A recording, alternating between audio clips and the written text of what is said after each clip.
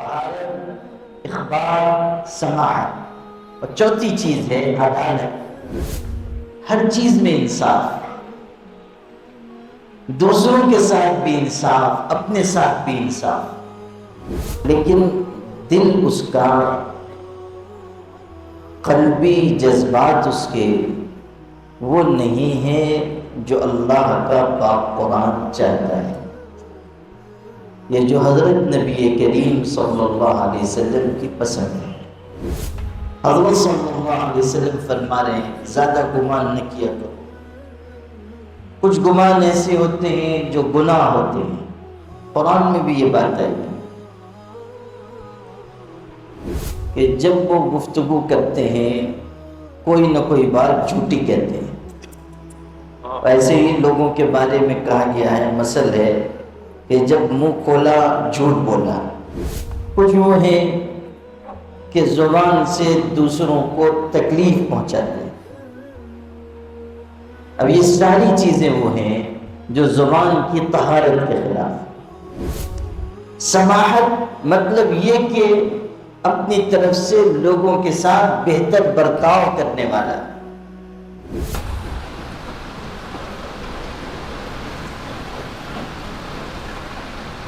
الحمدللہ والصلاة والسلام على مصطفى أما بعد، أعوذ بالله من الشيطان الرجيم، بسم الله الرحمن الرحيم، وبشر المخبتين، صدق الله العظيم۔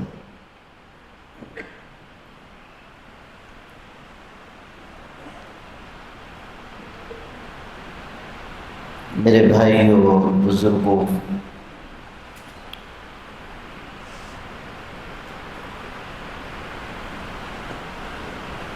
صحابہ کرام نے حضرت نبی کریم صلی اللہ علیہ وسلم کی صحبت بابرکت سے جو فیضان حاصل کیا، اس کا ایک بہت بڑا حصہ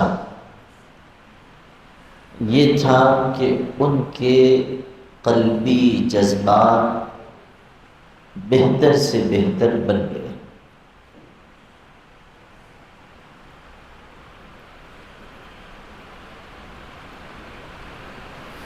قلبی جذبات کا بن جانا بہت بڑی چیز ہے۔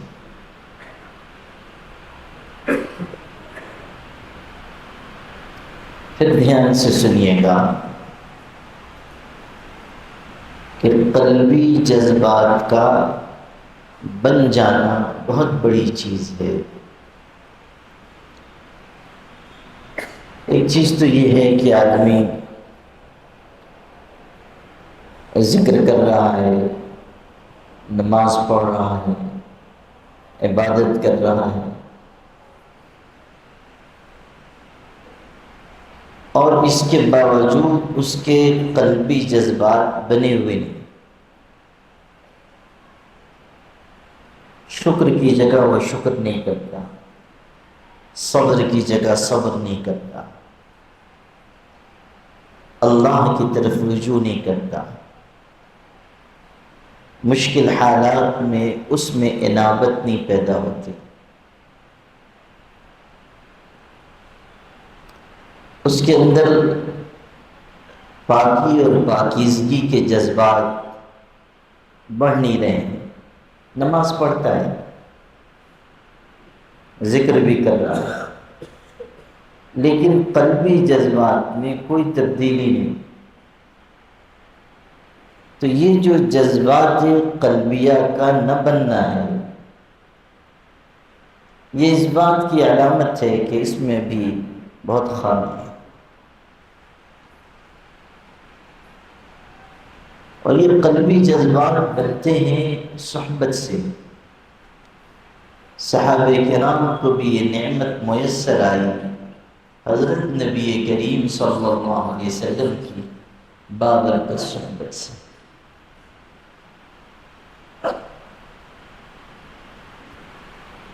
آپ دیکھیں کہ صحابہ کے اندر کس درجے کی عنابت تھی، اللہ کی طرف رجوع، شکر کے کیسے جذبات تھے، مصائب پر کس طرح وہ صبر کرتے تھے، ہر چیز کو کس طرح اللہ کی طرف لوٹاتے تھے، اپنے سارے کاموں میں اللہ پر بھروسہ کس طرح کرتے تھے، اپنی چاہتوں اور خواہشات کو مٹا کر اللہ کے امر اور حکم کو کس طرح غالب کرتے تھے۔ یہ سب ان کے قلبی جذبات کا بناؤ تھا۔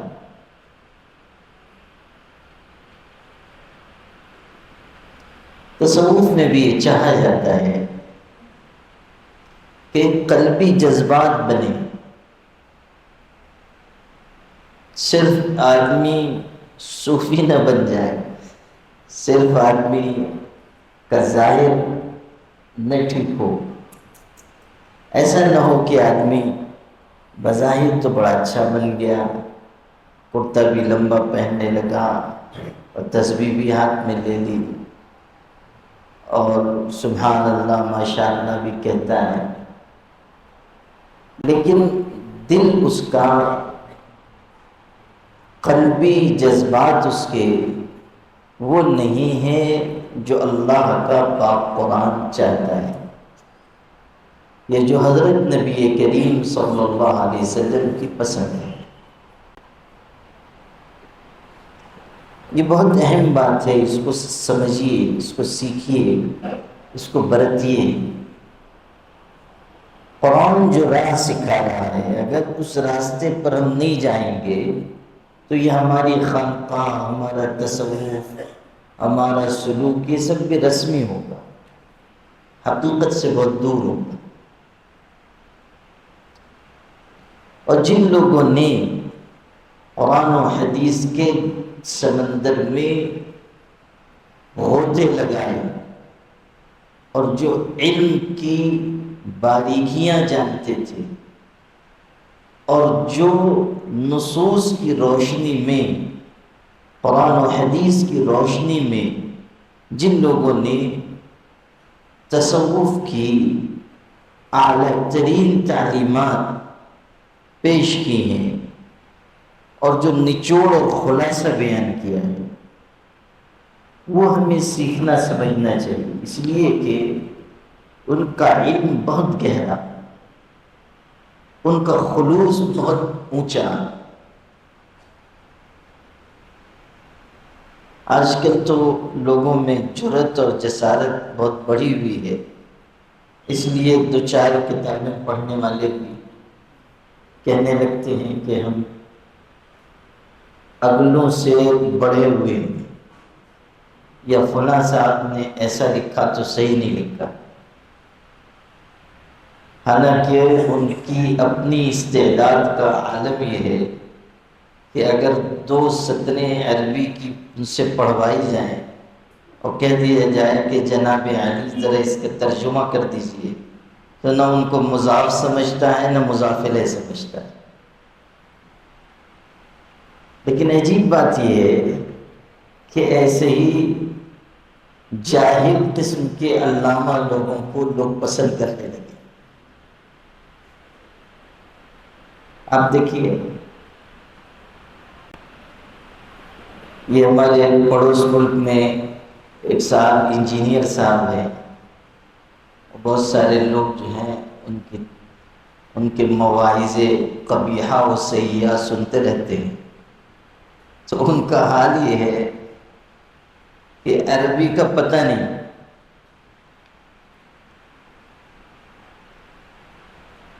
علم بلاغت، علم معانی، علم بدیع، علم بیان، یہ سب تو جانے دیجیے، نحو صرف بھی ان کو پتہ نہیں۔ کچھ دن پہلے اپنی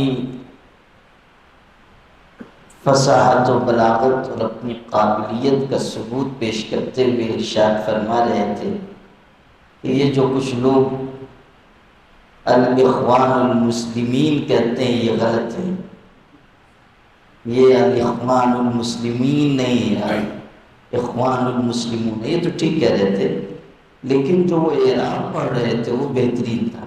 وہ کہتے تھے الاخوان المسلمون، تو وہ اخوان جو ہے ان کا، تو اسی سے پتہ چل گیا کہ حضرت کون سی یونیورسٹی سے پڑھے ہوئے ہیں۔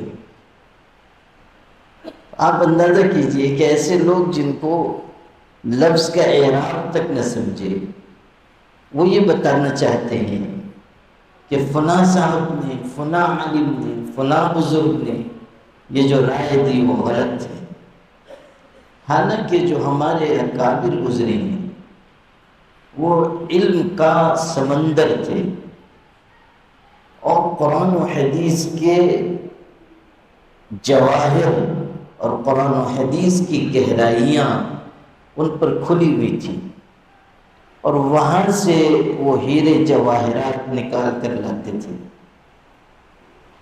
میں نے یہ بات اس لیے عرض کی تاکہ آپ کو اگلی بات کا سمجھنا آسان ہو۔ ہمارے بڑوں کے بڑے حضرت شاہ ولی اللہ محدث دہلوی رحمۃ اللہ علیہ، جو علم ظاہر اور علم باطن دونوں کے جامع اور امین تھے، یہ ہمارے حضرت مولانا مفتی عطاء الرحمن صاحب دہلی سے تشریف لائے ہیں۔ یہ بڑے عالم ہیں، حضرت شاہ ولی اللہ رحمۃ اللہ علیہ کی کتابیں، ان کے رسائل، اور انہوں نے بہت بڑا کام کیا ہے۔ حضرت شاہ ولی اللہ صاحب رحمۃ اللہ علیہ بہت ممتاز علمی شان رکھنے والے تھے، اور جہاں بہت بڑے عالم تھے وہاں بہت بڑے صوفی تھے، جو انہوں نے اپنے احوال، اپنے مبشرات، اپنی کیفیات لکھی ہیں، عجیب و غریب ہے۔ ان کی ایک بات سناتا ہوں، یہی قلبی جذبات سے متعلق۔ حضرت شاہ ولی اللہ صاحب رحمۃ اللہ علیہ فرماتے تھے کہ اس تصوف کا حاصل یہ ہے کہ انسان کے اندر اعلیٰ ترین اخلاق اور جذبات و ملکات پیدا ہوں، اور ان قلبی جذبات و صفات کا جو خلاصہ ہے، یا یوں کہہ لیجیے کہ جو ان قلبی جذبات و صفات میں اعلیٰ ترین چیزیں ہیں جو اور دوسری چیزوں کا احاطہ کرتی ہیں، وہ 4 چیزیں ہیں۔ اس سے اندازہ ہوگا کہ ان کی نگاہ کتنی باریک تھی، اور قرآن و حدیث کی کیسی معرفت ان کو حاصل تھی۔ ارشاد فرمایا کہ 4 چیزیں ہیں جن کو ام الاخلاق کا درجہ حاصل ہے۔ 4 چیزیں ہیں۔ نمبر 1 ہے طہارت، نمبر 2 ہے اخبار، نمبر 3 ہے سماحت، نمبر 4 ہے عدالت۔ یہ 4 چیزیں، اس کو تھوڑا ترجمہ کر کے سمجھانا پڑے گا، ایسے آپ لوگوں کو سمجھ میں نہیں آئے گا۔ طہارت کا مطلب ہے پاکیزگی، پاکی، ہر چیز میں انسان پاکیزگی اختیار کرے، اس کا بدن بھی پاک رہے، اس کا دل بھی پاک رہے، اس کی نگاہ بھی پاک رہے، اس کی زبان غلط الفاظ کہنے سے پاک رہے، جھوٹ نہ بولے، غیبت نہ کرے، کسی پر الزام نہ لگائے، یہ نہ ہو۔ حالت یہ ہے کہ کچھ لوگ ایسے ہوتے ہیں کہ جن کی عادت ہی یہ ہے کہ جب وہ گفتگو کرتے ہیں کوئی نہ کوئی بات جھوٹی کہتے ہیں۔ ایسے ہی لوگوں کے بارے میں کہا گیا ہے، مثل ہے کہ جب منہ کھولا جھوٹ بولا۔ یہ ان کا تعارف، ان کی شناخت ہے، بلا وجہ جھوٹ کہہ رہے ہیں۔ کچھ ہیں مبالغے کی عادت ہوتی ہے، کسی بھی چیز میں مبالغہ کرنا ہے۔ کچھ ہوتے ہیں کہ جب تک کسی کی غیبت نہ کریں ان کو چین نہیں آتا۔ کچھ وہ ہیں کہ زبان سے دوسروں کو تکلیف پہنچاتے ہیں۔ اب یہ ساری چیزیں وہ ہیں جو زبان کی طہارت کے خلاف ہیں۔ انسان زبان سے اگر ایسی بات کہہ رہا ہے جو اللہ تعالیٰ کو ناپسند ہے تو کیسے اس کے دل میں اللہ تعالیٰ کا نور آئے گا؟ جب انسان ایسی گفتگو کر رہا ہے جو اللہ تعالیٰ کی نگاہ میں ناپسندیدہ ہے، نورانیت سے وہ محروم ہو جائے گا۔ کوئی گندی بات کہہ رہا ہے، گالی دے رہا ہے، کسی پر تہمت لگا رہا ہے، یہ چیزیں سیکھنے کی ہیں۔ طہارت کا مطلب ہر چیز میں طہارت، زبان کی طہارت، دل کی طہارت۔ کسی کے بارے میں بدگمانی مت کیجیے۔ ہم لوگوں کا حال یہ ہے کہ ہمارا سفر بدگمانی سے شروع ہوتا ہے، بد زبانی پر مکمل ہوتا ہے۔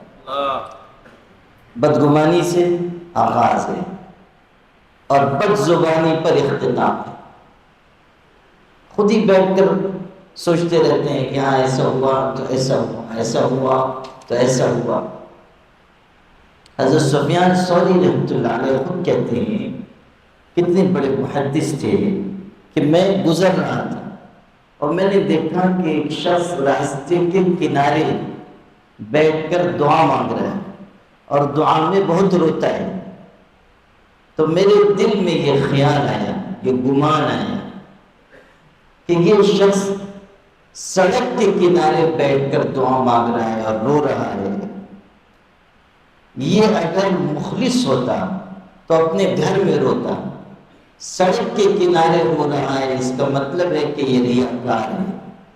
کہتے ہیں کہ یہ بدگمانی میرے دل میں آئی، جس کا نتیجہ یہ نکلا کہ میں 40 دن تک تہجد کی نماز سے محروم ہو گیا۔ اللہ اکبر۔ خود اپنے بارے میں کہہ رہے ہیں۔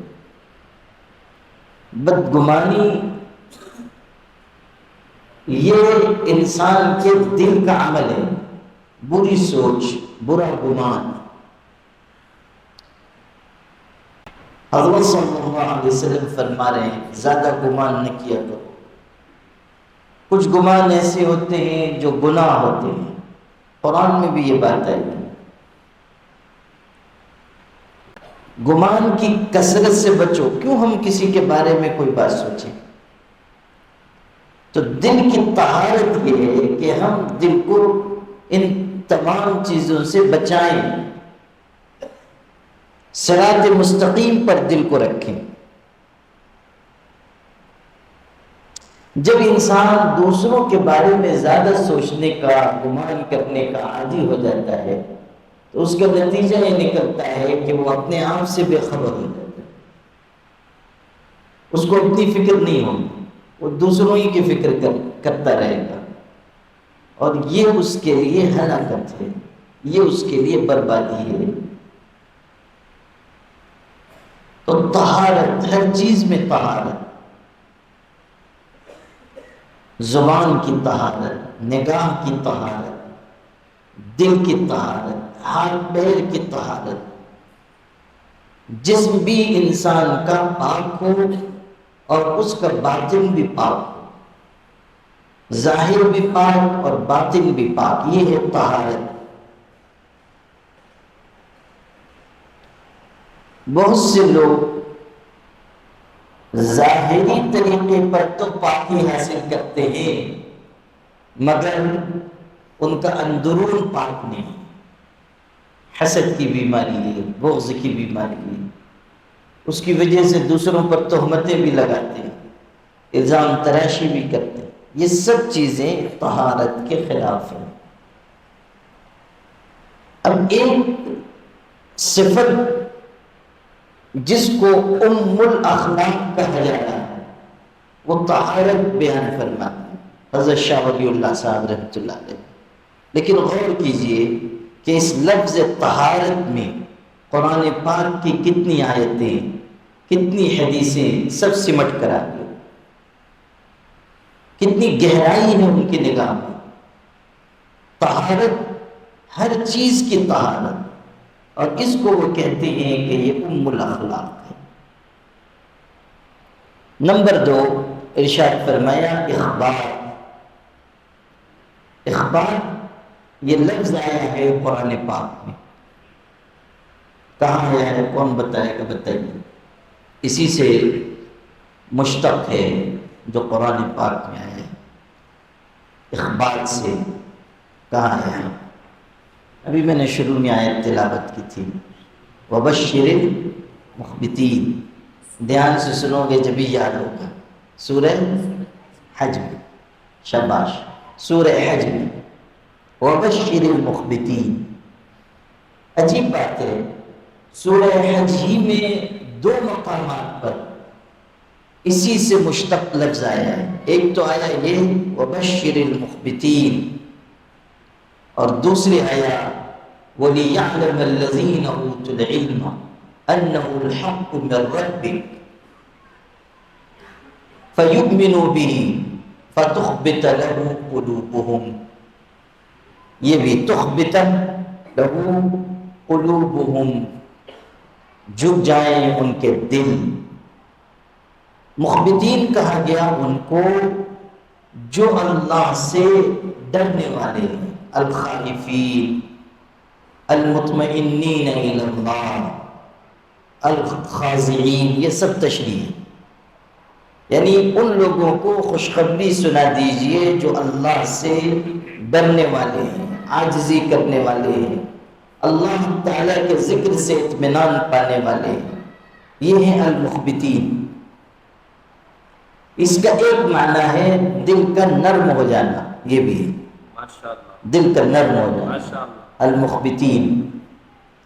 بشر المخبتین، نرم دل لوگوں کو خوشخبری سناتی، نرم دل لوگوں کو، جن کے دل میں رحم ہو، جن کے دل میں مروت ہو، جن کے دل میں دوسروں کے لیے گنجائش ہو، یہ سب مفہوم اس میں چھپا ہوا ہے۔ اب آپ سوچئے کہ یہ ایک لفظ ہے لیکن کتنی ساری چیزیں اس میں داخل ہیں۔ اخبار، دل کا نرم ہونا، رحم دل ہونا، اللہ سے ڈرنا، انسان کا اللہ تعالیٰ کے ذکر سے اطمینان پانا، خشوع و خضوع اختیار کرنا، نماز پڑھیں تو دھیان سے پڑھیں، خشوع و خضوع کے ساتھ پڑھیں، جب عام زندگی میں ہوں تب نرم دل بنے، لوگوں کی خدمت کرنے والے بنے۔ یہ نہیں کہ ہمیں یہ احساس ہو کہ ہم تو ماشاءاللہ ذکر و شغل سب کرتے ہیں اور لوگ ہی ہماری خدمت کریں، ہم تو کسی کی خدمت کرنے کی ہم کو ضرورت نہیں، ہم خود مخدوم بن جائیں۔ بعض حضرات تو ماشاءاللہ اتنے بڑے صوفی ہو جاتے ہیں کہ راستے سے گزرتے ہیں تو دوسروں کو سلام کرنا بھی کسر شان سمجھتے ہیں، دوسرے ہم کو سلام کریں، ہم نہیں سلام کریں۔ یہ کیوں؟ یہ اس لیے کہ ہم نے، ہمارے اندر وہ قلبی کیفیت نہیں آئی جو بننی چاہیے۔ وہ قلبی کیفیت کیا ہے؟ وہ یہ کہ انسان یہ خیال کرے کہ سب انسان مجھ سے اچھے ہیں۔ حکیم الامت مولانا اشرف علی تھانوی رحمۃ اللہ علیہ فرماتے تھے کہ میں فی الحال تمام مسلمانوں سے اپنے آپ کو کمتر سمجھتا ہوں اور فی المعاد اپنے آپ کو کافروں سے بھی بدتر سمجھتا ہوں۔ فی الحال تمام مسلمانوں سے کمتر سمجھتا ہوں، اور فی المعاد یعنی انجام کے اعتبار سے، یعنی اگر خدا نخواستہ خاتمہ ایمان پر نہ ہوا تو سارے کافروں سے بھی ہم بدتر ہیں۔ یہ سمجھنے کی چیز ہے کہ انسان کے اندر عاجزی ہے، اس عاجزی کی وجہ سے بہت سے کام بن جاتے ہیں، نرم دلی آ جائے، رحم آ جائے، خشوع و خضوع پیدا ہو جائے، اللہ کے ذکر سے اطمینان کی کیفیت آئے۔ خود غور کر لیجئے کتنے ہمارے عزیز نوجوان ایسے ہیں کہ جن کا حال یہ ہے کہ وہ ذکر کرتے ہیں تو ان کو وحشت ہونے لگتی ہے۔ لوگ کہتے ہیں کہ ذکر میں دل نہیں لگ رہا، یہ کیوں نہیں لگ رہا ہے؟ کہ ابھی دل کی وہ کیفیت نہیں ہوئی کہ جس کی وجہ سے آپ مخبتین کے درجے پر پہنچے، اس لیے آپ کا دل نہیں کرتا۔ جب آپ ترقی کرتے کرتے وہاں تک پہنچیں گے تو آپ کے لیے سب سے زیادہ لذیذ چیز جو ہوگی وہ اللہ کا ذکر ہوگا، سب سے لذیذ چیز۔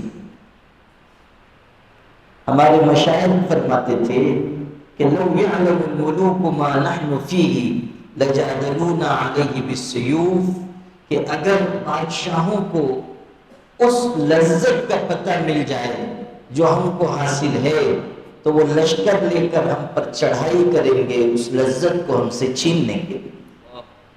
یہ اللہ کے ذکر کی لذت، یہ تہجد پڑھنے کی لذت، یہ اللہ تعالیٰ کی یاد کی لذت، یہ ہے کہ اللہ کے ذکر سے اطمینان حاصل کرنا، مخبتین، یہ ہے اخبار۔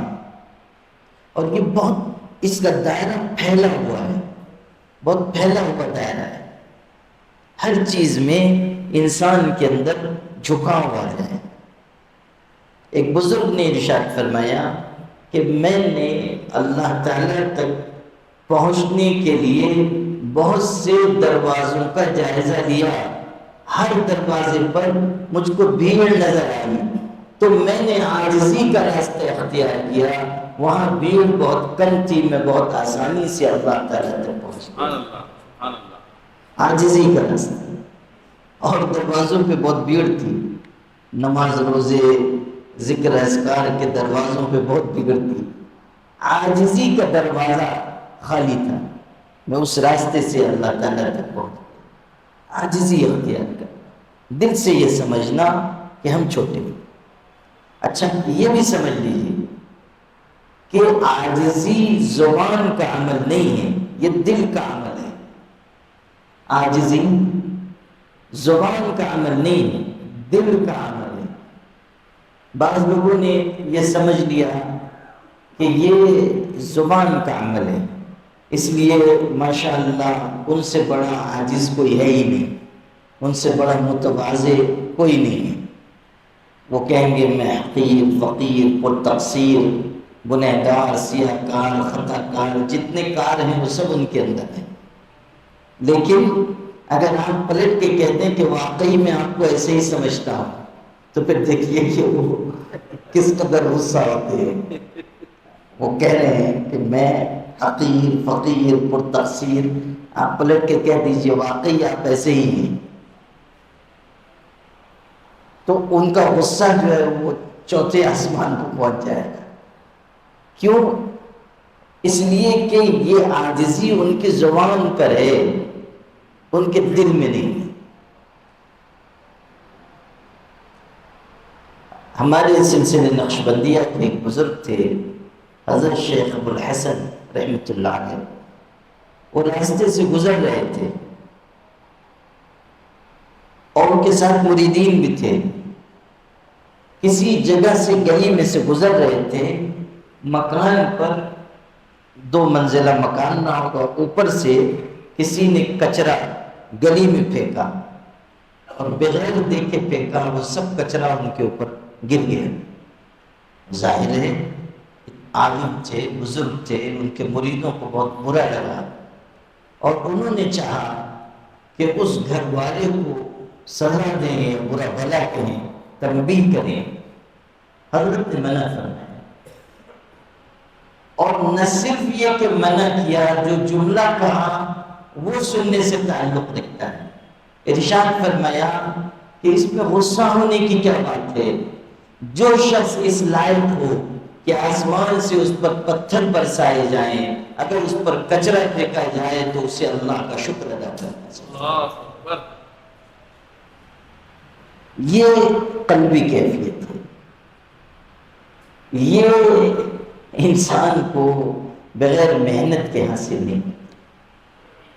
یہ چیز ہے کہ عاجزی دل کا عمل ہے، عاجزی زبان کا عمل نہیں ہے۔ اور نہ زبان سے ہم ظاہر کر رہے ہیں کہ ہم تو بہت عاجز ہیں، بہت گنہگار ہیں، اور دل کے اندر کبر کا بت بیٹھا ہوا ہے۔ حضرت تھانوی رحمۃ اللہ علیہ کی ایک بات یاد آئی، جس کو ہمارے مرشد حضرت مولانا سید محمد ولی صاحب رحمانی نور اللہ مرقدہ بار بار دہرایا کرتے تھے۔ ارشاد فرماتے تھے کہ حضرت تھانوی کا یہ ارشاد بہت قیمتی ہے کہ حضرت نے فرمایا بعض لوگوں کا کبر بانداز تواضع ہوتا ہے، بعض لوگوں کا کبر یعنی تکبر بانداز تواضع ہوتا ہے، یعنی تکبر ان کے اندر ہے مگر ظاہر کرتے ہیں تواضع کے ذریعے کہ ہم تو بڑے حقیر فقیر ہیں۔ یہ نہیں، عاجزی دل سے ہو، آدمی اندر سے سمجھے کہ میں کمتر ہوں، اور اگر کوئی ایسا رویہ اس کے ساتھ ہو جو بظاہر اس کے مقام کے خلاف ہے، تب بھی وہ اس کو برداشت کرتے، اس کے اوپر اس کا کوئی اثر نہ ہو، یہ ہے عاجزی۔ اور عاجزی جتنی انسان کے اندر آتی جائے اسی قدر اس کا رتبہ بلند ہوتا جائے گا، عاجزی۔ اور یہ آسانی سے ہاتھ نہیں آتی۔ حضرت مرزا مظہر جان جانا رحمۃ اللہ علیہ فرماتے ہیں کہ میں نے بہت کوشش کی، بہت مجاہدات کیے، بہت دعائیں مانگی، بہت ذکر کیا، اللہ کے آگے روتا رہا، اللہ سے عاجزی اور فنائیت مانگتا رہا، فنائیت مانگتا رہا، یہاں تک کہ اللہ نے کرم فرمایا اور مجھ کو یہ دولت نصیب کی۔ اب میرا حال برسوں سے یہ ہے کہ لوگ آتے ہیں اور مجھ کو سلام کرتے ہیں تو مجھ کو ایسا لگتا ہے کہ وہ میری لاش کو سلام کر رہے ہیں، وہ میری لاش کو سلام کر رہے ہیں، یعنی فنائیت ہو گئی، فنائیت، عاجزی، اپنے آپ کو بھلا بیٹھے، اللہ تعالیٰ کی عظمت اور اللہ کی بڑائی اور بزرگی کا احساس غالب آ گیا۔ جس قدر یہ عاجزی بڑھے گی انسان اسی قدر اونچا مقام پاتا جائے گا، اور دل سے انسان کے اندر عاجزی آئے۔ وَبَشِّرِ الْمُخْبِتِينَ، عاجزی رکھنے والوں کو خوشخبری سنا دیجئے، ڈرنے والوں کو خوشخبری سنا دیجئے، اللہ کے ذکر سے اطمینان پانے والوں کو خوشخبری سنا دیجئے۔ یہ سب معنی مفہوم اس میں داخل ہے۔ دو بات ہے۔ پھر تیسری بات ہے سماحت، یہ لکھا ہے سماحت۔ یہ سماحت بھی ذرا آپ لوگوں کی سماعت پہ گرا ہے تو اس کو بھی ذرا سمجھا دیتا ہوں۔ سماحت عربی میں کہتے ہیں بذل ما لا یجب تفضلا، یہ تعریف ہے، بذل ما لا یجب تفضلا، یعنی انسان پر جو چیز واجب نہیں ہے وہ بھی وہ خرچ کر رہا ہے اللہ کی رضا کے لیے، زائد چیز اختیار کر رہا ہے، واجب نہیں ہے مگر کر رہا ہے، بذل ما لا یجب تفضلا۔ اور یہ سماحت بھی بہت لمبا باب ہے، سماحت۔ بخاری کی روایت میں رحم اللہ رجلا سمحا اذا باع واذا اشترى واذا اقتضى، بخاری کی روایت۔ حضور صلی اللہ علیہ وسلم دعا دے دیں اللہ تعالیٰ اس شخص پر جو آسانی پسند کرتا ہو، جو سہولت اختیار کرتا ہو، جو لوگوں کے ساتھ بہتر معاملہ کرتا ہو، اس پر رحم کرے، اس پر رحم کرے۔ جب وہ خرید رہا ہے، بیچ رہا ہے، کسی چیز کا تقاضا کر رہا ہے۔ سماحت مطلب آسانی پیدا کرنے والا انسان، لوگوں میں گھل مل کر رہنے والا انسان، لوگوں کے کام آنے والا انسان۔ سماحت مطلب یہ کہ اپنی طرف سے لوگوں کے ساتھ بہتر برتاؤ کرنے والا۔ کسی کو قرض دیا ہے، مقروض واپس نہیں کر پا رہا ہے، یہ اس کے ساتھ آسانی پیدا کرے۔ کسی شخص کے ساتھ کوئی جھگڑا ہو گیا، اس کو معاف کر رہا ہے، درگزر سے کام لے رہا ہے۔ حضرت مولانا جلال الدین رومی رحمۃ اللہ علیہ کے بارے میں ہے کہ ایک مرتبہ راستے سے گزر رہے تھے، دیکھا کہ دو لوگ جھگڑا کر رہے ہیں، تکرار کر رہے ہیں، جھگڑا کر رہے ہیں، تکرار کر رہے ہیں، آپس میں الجھ رہے ہیں۔ تو جیسا ہوتا ہے جھگڑے کے وقت، ایک نے کہا کہ اگر تو مجھ کو برا کہے گا، ایک بار بری کہے گا تو 10 بار تجھ کو میں سناؤں گا، یعنی اگر تو ایک گالی دے گا 10 گالی دوں گا۔ سو حضرت مولانا روم رحمۃ اللہ علیہ، بنا ہوا دل کیسا ہوتا ہے۔ حضرت قریب گئے اور جو کہہ رہا تھا کہ اگر تم ایک بات کہو گے 10 سنو گے، اس سے ارشاد فرمایا اس سے کیوں الجھتے ہو، تم مجھ کو 10 بات کہہ لو، میں تم کو ایک بار بھی نہیں کہوں۔ وہ کہہ رہا تھا کہ ایک بات اگر کہو گے تو 10 بار جواب میں سنو۔ حضرت نے فرمایا تم مجھ کو 10 بات کہہ لو، میں تم کو ایک بار بھی جواب میں نہیں کہوں۔ حضرت امام ابو حنیفہ رحمۃ اللہ علیہ جو سراج الامہ ہے، جو امام الائمہ ہے، ذہانت، ذکاوت، علم، فضل و کمال، زہد، تقوی، طہارت، سب میں امامت کے درجے پر ہے، صرف علم اور فقہ میں نہیں۔ زہد، تقوی، عبادت، ریاضت، سب میں بہت اونچا مقام ہوتا ہے۔ ایک مرتبہ اچھا جو آدمی علم والا ہوتا ہے، فضل و کمال والا ہوتا ہے، جہاں اس کو سینکڑوں لوگ چاہنے والے ہوتے ہیں، تو 10 20 25 50 بدبخت ایسے ہوتے ہیں جو اس سے حسد کرتے ہیں، جلن رکھتے ہیں۔ ہر زمانے میں ایسا ہوتا ہے۔ اگر دیکھیں کہ سب لوگ متفق ہیں کسی کے اوپر، سب اچھا کہتے ہیں کہ یہ بہت اچھا ہے، تو سمجھ لیجئے کہ وہ آدمی پکا منافق ہے۔ ہمارے حضرت خواجہ جنید بغدادی جو ہمارے سلسلے کے بزرگ ہیں، وہ اپنی خانقاہ میں بیٹھے ہوئے تھے اور کچھ لوگ اکٹھا تھے۔ ایک صاحب آئے شہر سے، کہنے لگے حضرت فلاں کا انتقال ہو گیا، بہت نیک تھا، سب اس کو اچھا کہتے تھے، دعا فرما دیجئے۔ حضرت نے ہاتھ اٹھائے، مغفرت کی دعا فرمائی۔ تھوڑی دیر میں 2 4 شہر سے اور آئے، حضرت سنا نہیں آپ نے، وہ فلاں گزر گیا، کوئی اس کو برا نہیں کہتا ہے، ایسا آدمی تھا، آپ دعا، حضرت نے دعا فرمائی۔ تھوڑی دیر میں اور 2 4 آئے، حضرت اس کا انتقال ہو گیا، کسی کی زبان پر اس کے بارے میں برے الفاظ نہیں۔ حضرت نے آپ کی ارشاد فرمایا ایسا معلوم ہوتا ہے یہ منافق تھا، یہ مداہن تھا۔ یعنی جس آدمی کو سب لوگ یہ کہیں کہ ٹھیک ہی ٹھیک ہے، تو سمجھ لیجئے کہ پھر اس کے اندر کچھ نہ کچھ گڑبڑ ہے، اس لیے کہ یہ بھی یہ کرے گا کہ تم بھی ٹھیک، تم بھی ٹھیک، تم بھی ٹھیک، تم بھی ٹھیک۔ وہ ہے نا کہ ایک صاحب وکیل صاحب تھے، وہ تشریف رکھتے تھے، وہ ایک صاحب آئے، کہنے لگے کہ ایسا ایسا میرا کیس ہے، فلاں ہے۔ انہوں نے سن لیا، وہ کہا بالکل تم ٹھیک کہتے ہو، حق پر معلوم ہوتے ہو، بھیج دیا اس کو۔ تھوڑی دیر کے بعد دوسرا آیا، اس نے کہا کہ وکیل صاحب ایسا ہے ایسا ہے۔ اچھا جو پہلے آیا تھا وہ اسی کے مقابل تھا، یعنی دوسری پارٹی، فریق ثانی۔ اس نے اپنی بات کہی، وکیل صاحب نے پوری بات سنی، کہا تم ٹھیک کہتے ہو، بالکل ٹھیک، اس کو بھی بھیج دیا۔ ابھی بیٹھا ہوا تھا پہلے سے، اس نے دیکھا کہ پہلے والے کو بھی کہا کہ ٹھیک کہہ رہے ہو، دوسرا جو آیا فریق ثانی اس کو بھی کہہ رہے ہیں ٹھیک کہہ رہے ہو۔ تو اس نے حیرت سے کہا وکیل صاحب پہلے والا بھی ٹھیک، یہ دوسرے والا بھی ٹھیک، یہ کیا ہو رہا ہے؟ وکیل صاحب نے فرمایا تم بھی ٹھیک کہتے ہو۔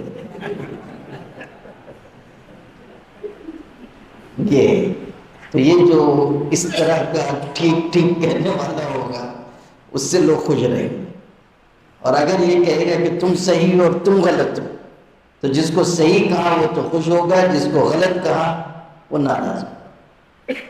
اور جو آدمی حق بات کا اظہار کرے گا لوگ کہیں نہ کہیں اس سے ناراضگی محسوس کریں گے۔ یہی وجہ ہے کہ جو علماء ہوتے ہیں، اہل فضل و کمال ہوتے ہیں، کہیں نہ کہیں کچھ نہ کچھ لوگ ان سے حسد کرتے ہیں۔ بڑے بڑے اولیاء کے بارے میں آپ پڑھیں گے کہ ان کے حاسدین تھے، مخالفین تھے،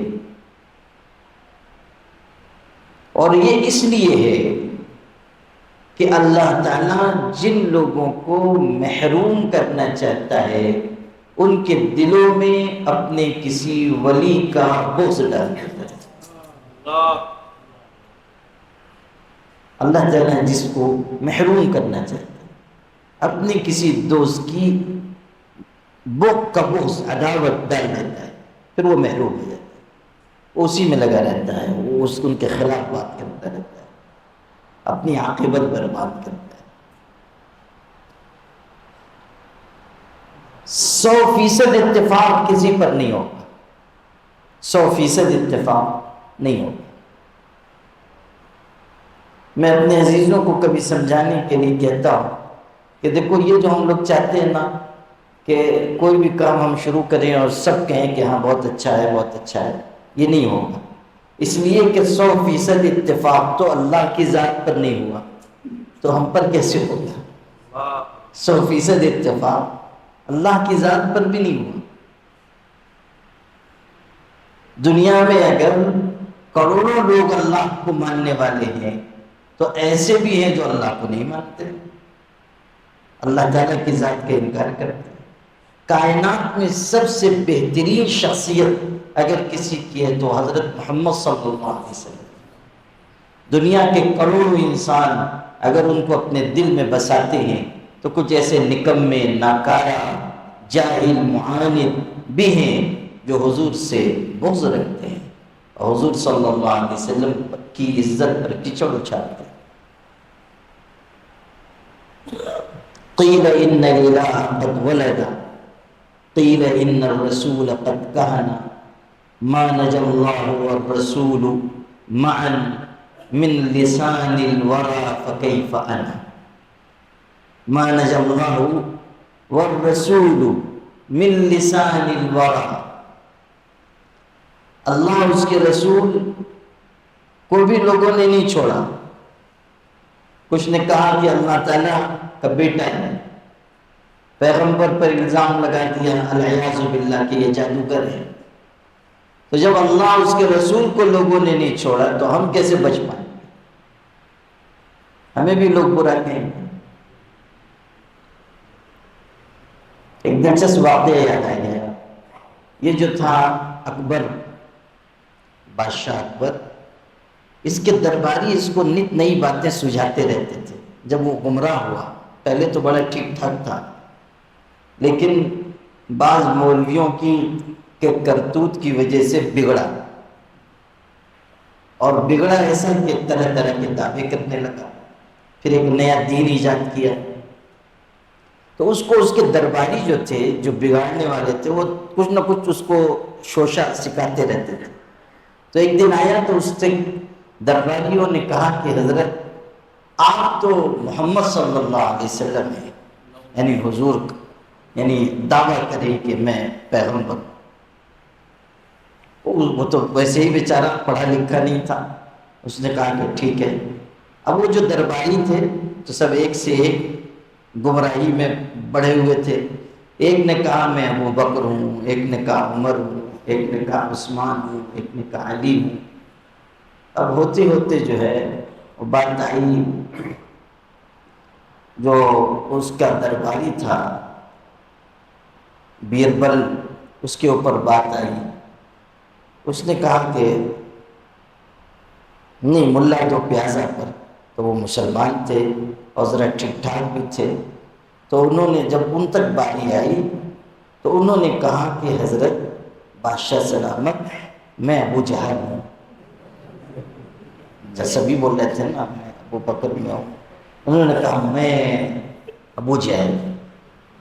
تو بادشاہ بہت زور سے چونکا، کہنے لگا کہ کیوں؟ تو اس نے ایک بڑا خوبصورت جواب دیا. کہنے لگا حضرت بادشاہ سلامت، جیسے نبوت محمدی کے لیے حضرت ابو بکر و عمر و عثمان و علی کی تصدیق ضروری ہے، ابو جہل ابو لہب کی تکذیب بھی ضروری ہے. تو میں مجھ کو ذرا مکذبین میں رہنے دیجیے، میں انکاری ہوں، میں ابو جہل ہوں. یہ سمجھیے کہ اس نے نیا نقطہ پیدا کیا. اس نے کہا کہ میں ابو جہل. اور یہ اس لیے ضروری ہے کہ جب تصدیق کرنے والے ہیں تو کوئی انکار کرنے والا پیچھے نہیں، تو میں انکاری ہوں. یہ چیز سمجھنے کے لیے اب سنیے کہ حضرت امام ابو حنیفہ بہت بڑے مقام پر تھے اور لاکھوں لوگ ان سے محبت کرتے تھے، لیکن انہی کے شہر میں کچھ ایسے لوگ بھی تھے جو ان سے حسد کرتے تھے، بغض رکھتے تھے، برا کہتے تھے، ان پر الزامات لگاتے تھے. اب سنیے، جو سنانا تھا وہ سنیے.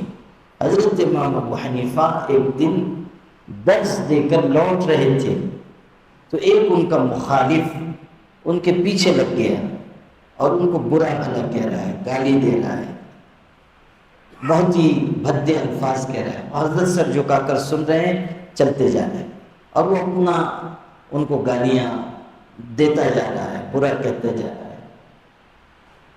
جب حضرت کا گھر قریب آیا تو حضرت رک گئے اور اس کی طرف متوجہ ہو کر کہا کہ میرے بھائی، اگر کچھ کہنا رہ گیا ہو تو جلدی جلدی کہہ دو، میرا گھر قریب آ گیا ہے، کہیں ایسا نہ ہو کہ تمہارے دل میں کچھ بات رہ جائے اور میں گھر میں چلا جاؤں. یہ ارشاد کہا کچھ چیز رہ گئی ہو، کوئی گالی رہ گئی ہو، کوئی برا کلمہ رہ گیا ہو، وہ کہہ دو، گھر قریب آ گیا. آپ سوچئے، یہ عفو درگزر، یہ برداشت، یہ صبر، یہ معمولی چیز نہیں، یہی ہے قلبی جذبات کا بننا. اور یہ سب چیز سماحت میں داخل ہے، سماحت میں. وَإِذَا مَا غَضِبُوا هُمْ يَغْفِرُونَ. اللہ کے اچھے بندے وہ ہیں، غصہ آتا ہے معاف کر دیتے، غصہ آتا ہے معاف کر دیتے، باقی نہیں رہتے، معاف کر دیتے. ان کے دل میں کشادگی ہوتی ہے.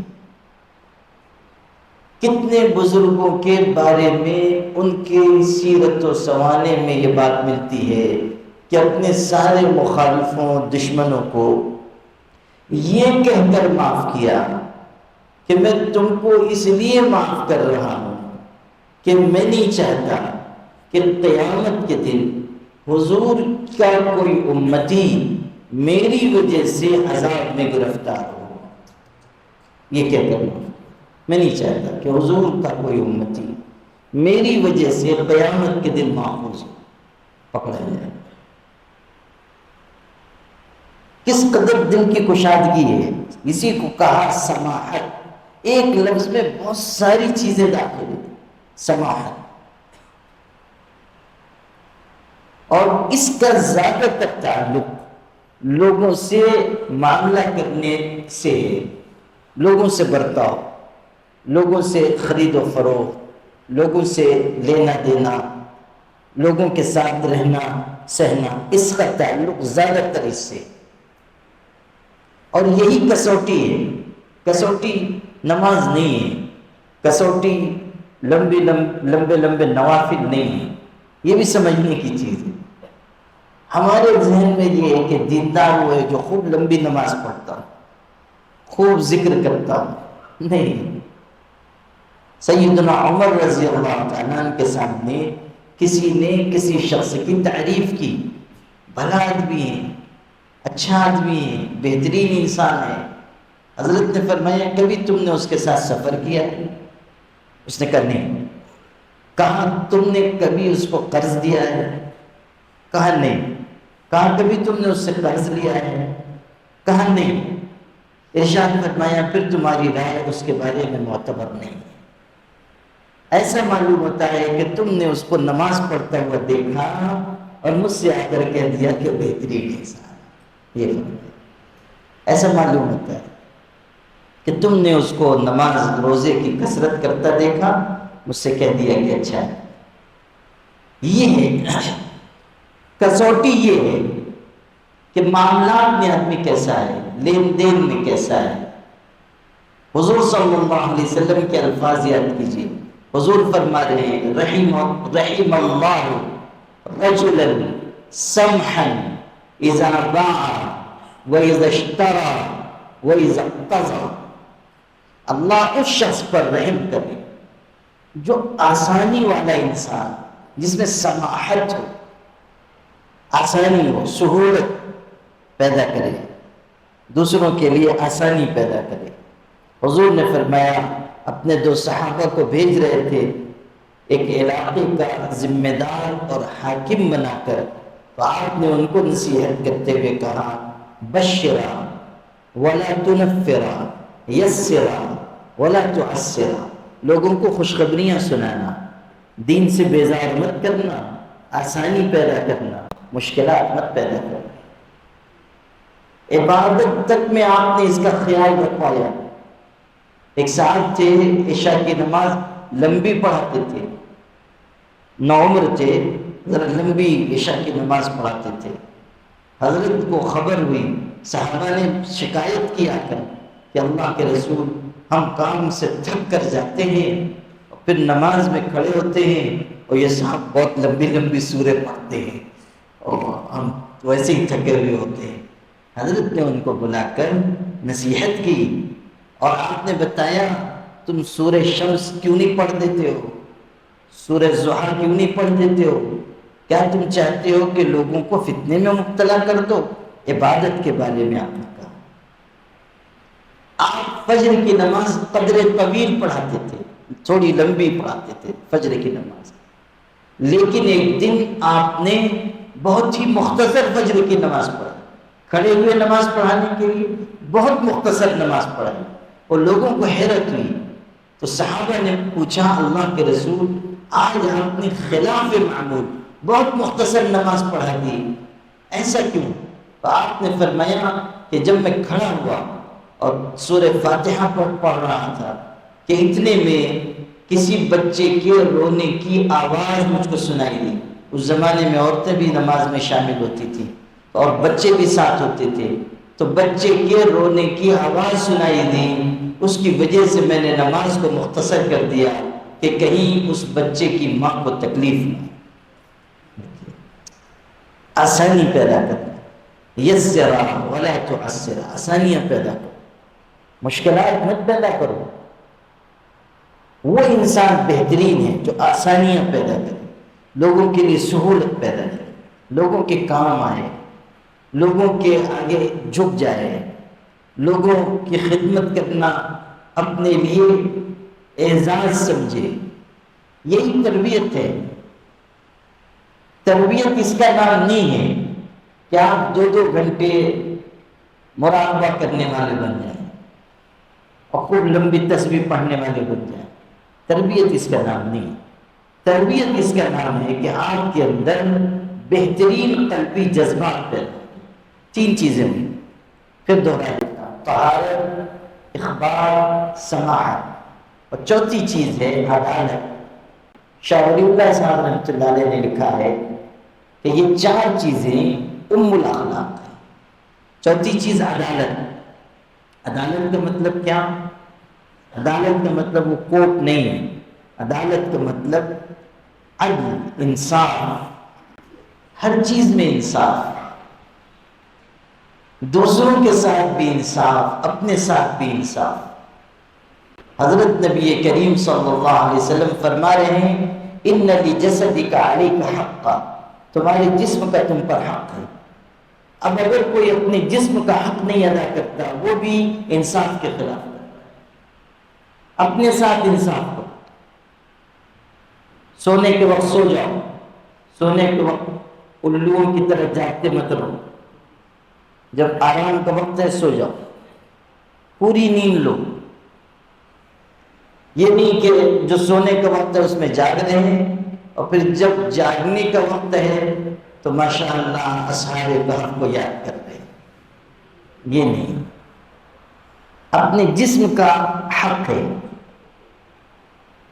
ضرورت سے زیادہ بوجھ مت لیجیے، ضرورت سے زیادہ بوجھ مت لیجیے، اپنے اوپر اتنا بوجھ مت ڈالیے جس کو آپ کا جسم برداشت نہیں کر سکتا،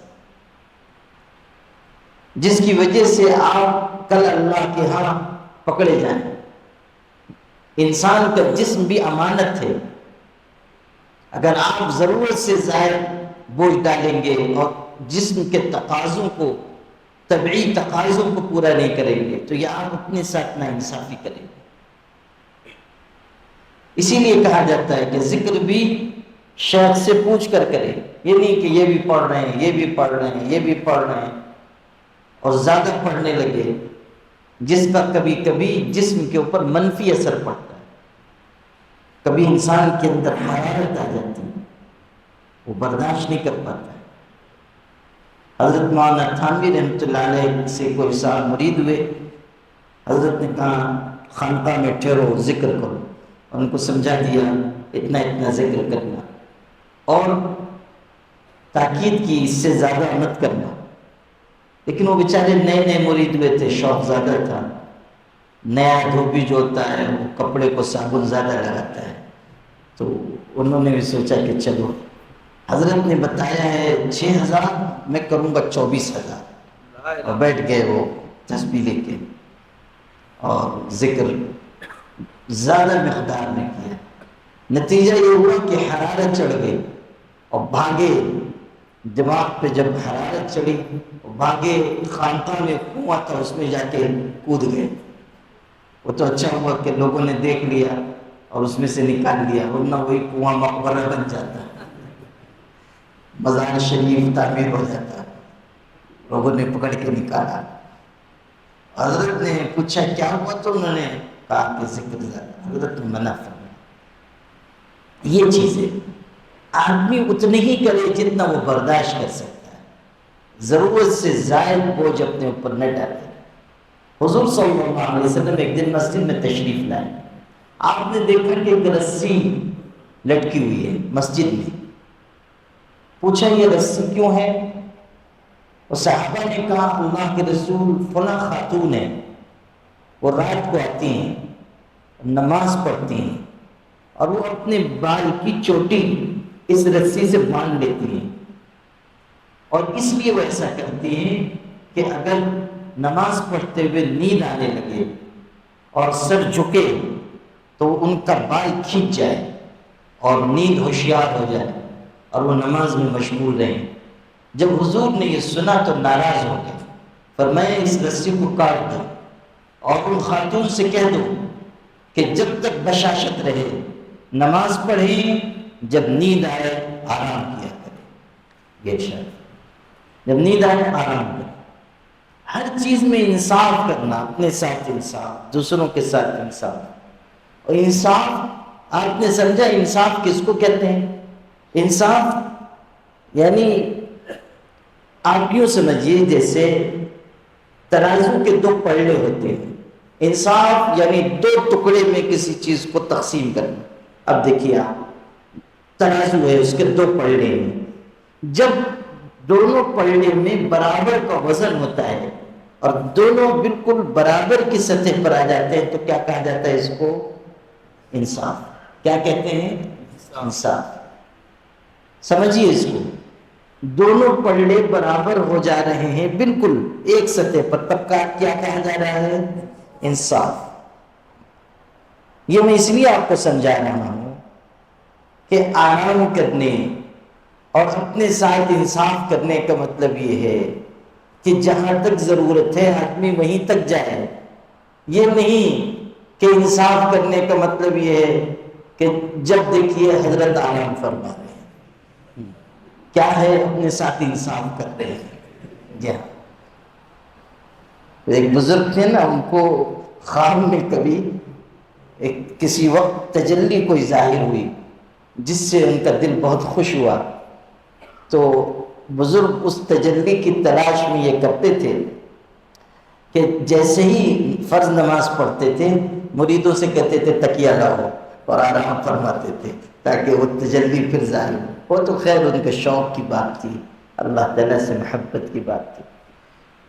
جو آپ کو سنا رہا ہوں وہ یہ کہ انصاف اسی وقت ہوگا جب آپ اپنے طبعی تقاضوں کو اس کی حد میں رکھیں۔ اگر آپ اس سے آگے اس کو بڑھاتے ہیں تو یہ ناانصافی ہو جائے، اور اگر آپ اس سے گھٹاتے ہیں تب بھی ناانصافی ہو جائے۔ ہر چیز کو اس کی حد میں رکھنا یہ ضروری ہے۔ کام کے وقت کام کیجیے، آرام کے وقت آرام کیجیے، صحت کا بھی خیال رکھیے، کاموں کا بھی خیال رکھیے، ذکر کے وقت ذکر کیجیے، نماز کے وقت نماز پڑھیے، جو گھر والوں کے حقوق ہیں وہ بھی ادا کیجیے، پڑوسیوں کے جو حقوق ہیں وہ بھی ادا کیجیے۔ ہر چیز کو ایک توازن کے ساتھ لے کر چلنا، یہ ہے انصاف۔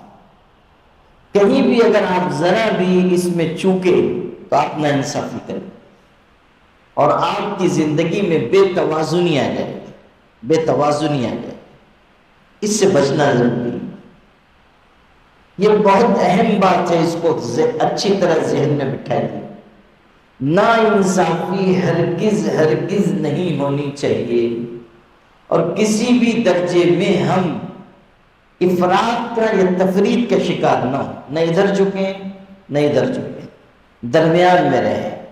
کذالک جعلناکم امۃ وسطا، ہم نے تم کو بنایا ہے معتدل امت، درمیانی امت، امۃ وسطا، درمیانی امت۔ نہ ادھر جھکیے نہ ادھر جھکیے، درمیان میں رہیے، صراط مستقیم پہ چلیے، اپنے آپ کے ساتھ انصاف، عدالت اسی کو کہا۔ ہر چیز میں عدالت ہو، معاملات میں عدالت ہو، کوئی ایسا عمل ہم سے نہ ہو جو عدالت کے خلاف ہو، کوئی عمل ایسا نہیں، ہر چیز میں نگاہ رہے، کسی کے ساتھ رویے اور برتاؤ میں ایسی چیز اختیار نہ کریں جو عدالت کی میزان پہ کھری نہ اترے۔ ابھی میں نے ذکر کیا امام ابو حنیفہ رحمۃ اللہ علیہ کا، ان کے شاگرد رشید تھے حضرت امام ابو یوسف، جو بہت بڑے عالم تھے، بزرگ تھے، اور بہت بڑے فقیہ تھے، بہت بڑے فقیہ، بہت بڑے قاضی، قاضی القضات کہا جاتا ہے، چیف جسٹس۔ ہارون الرشید جو بادشاہ تھا وہ ان کا بہت معتقد تھا، اور اسی نے حضرت کو قاضی القضات بنایا، اس منصب پر رکھا۔ ان کا فیصلہ پوری اسلامی سلطنت میں نافذ ہوتا تھا، قاضی القضات تھے، ہر درجہ انصاف کرتے تھے، بہت باریکی تھی۔ لیکن ڈاکٹر حمید اللہ صاحب جو پیرس میں رہتے تھے، وہ بھی بہت ہی بہترین شخص تھے۔ ڈاکٹر حمید اللہ صاحب بہت ہی نیک، پرہیزگار، اور پوری زندگی انہوں نے، آپ کو سن کے حیرت ہوگی، اور علم سے نسبت رکھنے والوں کو خاص طریقے پر یہ بات سننی چاہیے کہ اتنا محنتی شخص تھا اور اتنا بلند علمی پایا تھا کہ دنیا کے کئی ملکوں کی حکومتوں نے پیشکش کی کہ آپ ہمارے یہاں کے رہیے، مگر انہوں نے ٹھکرا دیا، اور پیرس میں ایک کمرے میں صرف وہ رہتے تھے، تنہا، شادی بھی نہیں کی تھی، اکیلے رہتے تھے، کوئی خادم نہیں، کوئی نوکر نہیں، اپنے ہاتھ سے کھانا بناتے تھے، خود کھاتے تھے، اور لکھنے پڑھنے میں مشغول رہتے تھے۔ انہماک کیسا تھا علم کا، سبحان سبحان اللہ۔ 60 سال زندگی کے انہوں نے ایک کمرے میں گزار دیا، 60 سال، 60 سال کا عرصہ، اب سوچیں، سبحان اللہ۔ دنیا کی تقریباً 22 زبانیں وہ جانتے تھے، 22 زبانیں۔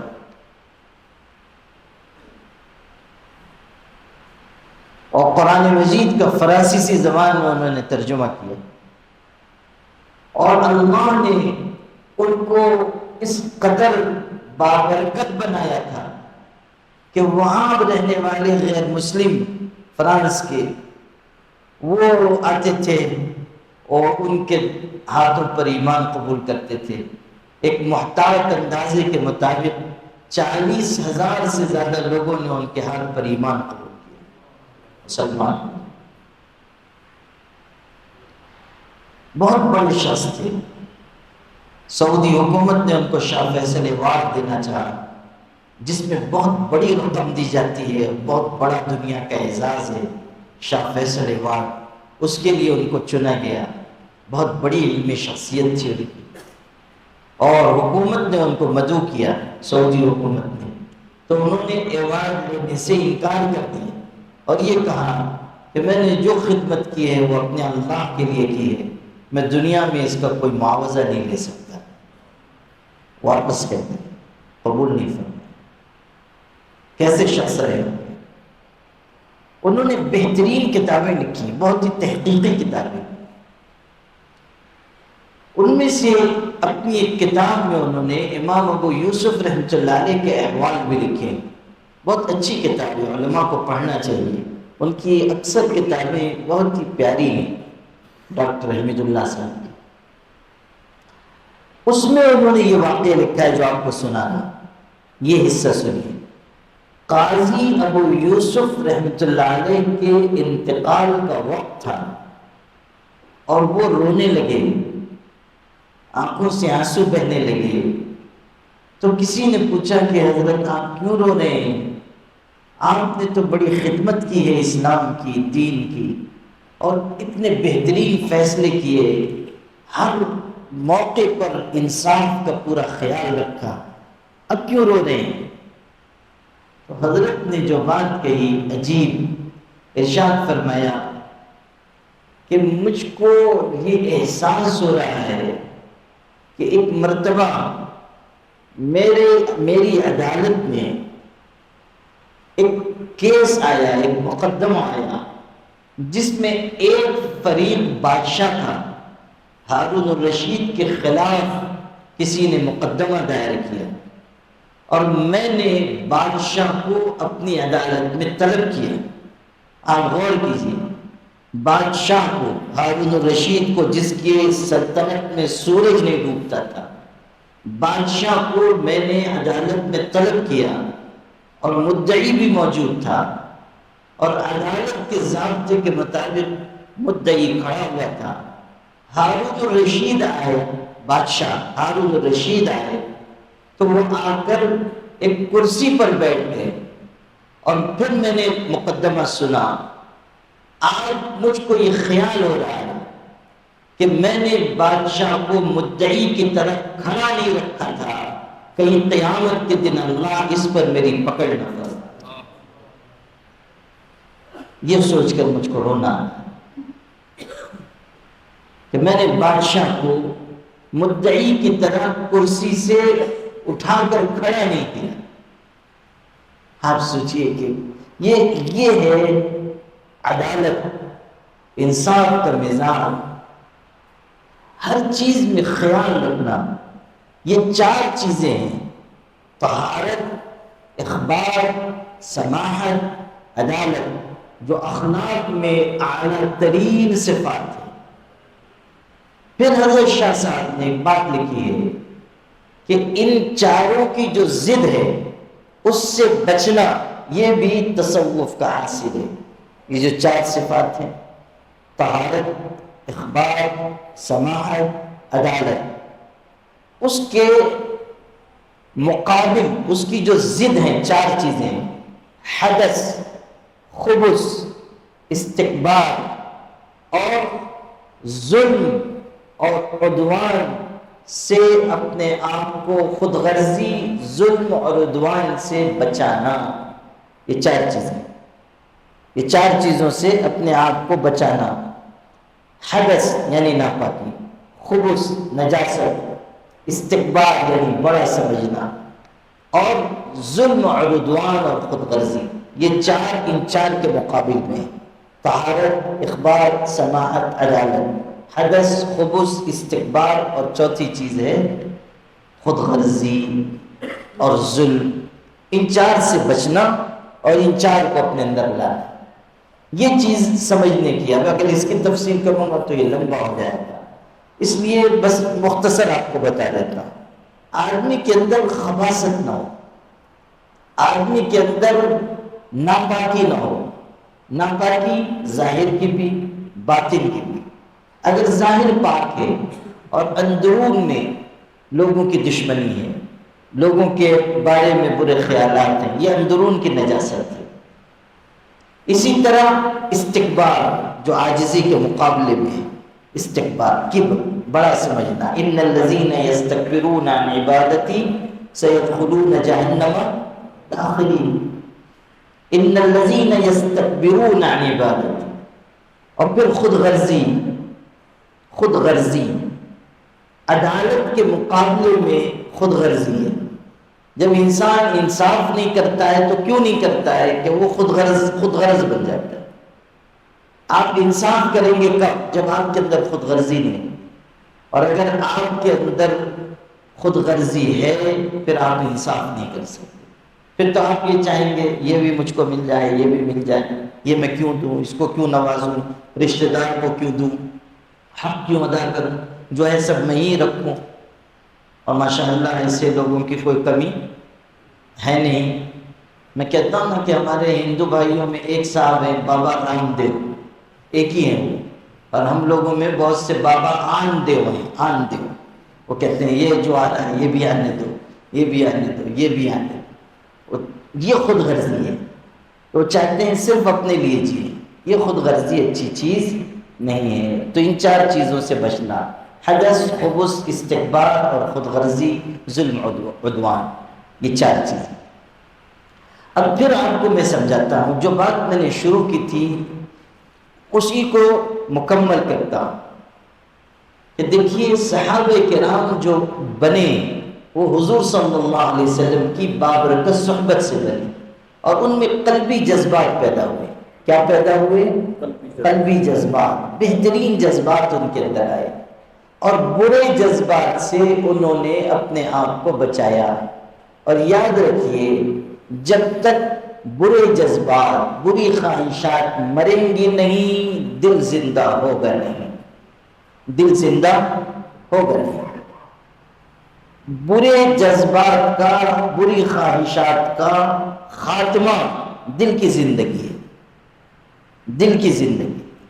حضرت سلطان باہو رحمۃ اللہ علیہ بہت بڑے بزرگ گزرے ہیں، اور حضرت شیخ عبد القادر جیلانی رحمۃ اللہ علیہ سے ان کو فیض ہوا تھا، اور بہت بڑے شخص ہوئے، بہت بڑے شخص، اور انہوں نے بہت ساری کتابیں بھی تصنیف کی، تقریباً 140 تصنیفات ان کی، اور ان میں سے کچھ تصنیفات اب بھی دستیاب ہیں۔ عین الفقر ان کی کتاب ہے، محق الفقر ان کی کتاب ہے، نور الہدیٰ ان کے ارشادات کا مجموعہ ہے، مرات العارفین ہے، وغیرہ وغیرہ۔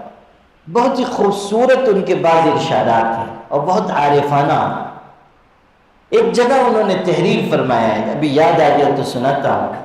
ارشاد فرمایا کہ جب دل زندہ ہوتا ہے تب نفس مرتا ہے، اور دل کی زندگی کی وجہ سے عناصر اربعہ کی تاثیر سے انسان محفوظ ہو جاتا ہے۔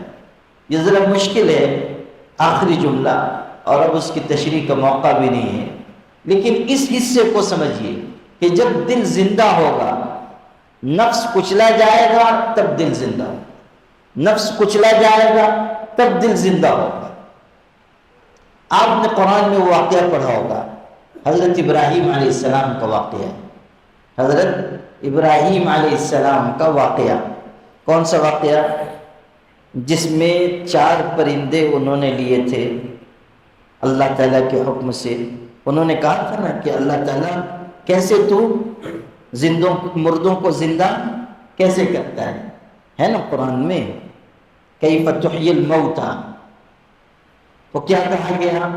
اولم تؤمن، کیا تمہیں ایمان نہیں یقین نہیں ہے تمہیں؟ انہوں نے کہا نہیں یقین تو ہے، لیکن کیوں؟ لیطمئن قلبی، تاکہ میرا ایمان جو ابھی ایسا ایمان ہے جو بن دیکھے کا ہے وہ عین الیقین بن جائے، جو یقین علم الیقین ہے وہ عین الیقین بن جائے۔ بات سمجھ میں آئی؟ تصوف کی اصطلاح میں اس کو کہیں گے کہ جو علم الیقین ہے وہ کیا بن جائے؟ عین الیقین۔ قرآن میں ہے نا، قرآن میں کہاں ہے بتائیے؟ الہاکم التکاثر میں کیا ہے؟ علم الیقین بھی ہے اور کیا ہے؟ ثم لترونہا۔ تو ایک چیز ہے علم الیقین اور ایک چیز کیا ہے؟ عین الیقین۔ تو کہا لیطمئن قلبی۔ اب کیا کہا گیا ان سے؟ فخذ اربعۃ من الطیر فصرہن الیک، ہے نا؟ 4 پرندے لیے۔ 4 پرندے کون کون سے تھے؟ 4 پرندے کون کون سے تھے؟ 4 پرندے جو تفسیروں میں آئے ہیں، کوا تھا، کبوتر تھا، مور تھا، اور کیا تھا؟ مرغا تھا۔ یہ دیکھیے قاری صاحب کو اچھا یاد ہے۔ اصل میں مولوی کے مرغے سے کافی دوستی ہوتی ہے تو اس لیے یاد ہے۔ مرغ تھا، کبوتر تھا، مور تھا اور کوا تھا۔ دھیان سے سنیے گا، یہ ان کی معرفت کی بات بتانا، جب آپ دھیان سے سنیں گے تب سمجھ میں آئے گا۔ یہ واقعہ تو ہے کہ 4 پرندے لے لیجئے، ان کو پال لیجئے، مانوس کر لیجئے، پھر ان کو ذبح کر دیجئے، گوشت ملا دیجئے، پہاڑیوں پر رکھ دیجئے، پھر آواز دیجئے گا تو وہ دوڑتے ہوئے آ جائیں گے۔ یأتینک سعیا۔ اور حضرت ابراہیم نے ایسا کیا اور پھر پرندے زندہ ہو کر آ گئے۔ اور یہ بعث بعد الموت پر ایک دلیل ہے، ایک واقعہ بیان ہوا موت کے بعد دوبارہ زندہ کیے جانے پر، ہو گیا۔ یہ واقعہ تو آپ نے سنا ہوگا، لیکن حضرت سلطان باہو رحمۃ اللہ علیہ نے جو معرفت کی بات اس سے نکالی ہے وہ یہ کہ دیکھو اس واقعے سے پتہ چل رہا ہے کہ موت ہوئی اور پھر زندگی۔ دھیان سے سنو، کیا ہوا؟ موت ہوئی اور پھر زندگی، موت ہوئی اور پھر زندگی ہوئی۔ اس سے پتہ چلا کہ کبھی اللہ تعالیٰ کا طریقہ یہ ہے کہ کوئی چیز مرتی ہے تو کوئی چیز زندہ ہوتی ہے۔ ارشاد فرمایا اسی مثال سے سمجھو کہ جب نفس مرتا ہے تب دل زندہ ہوتا ہے، جب نفس مرتا ہے تب دل زندہ ہوتا ہے۔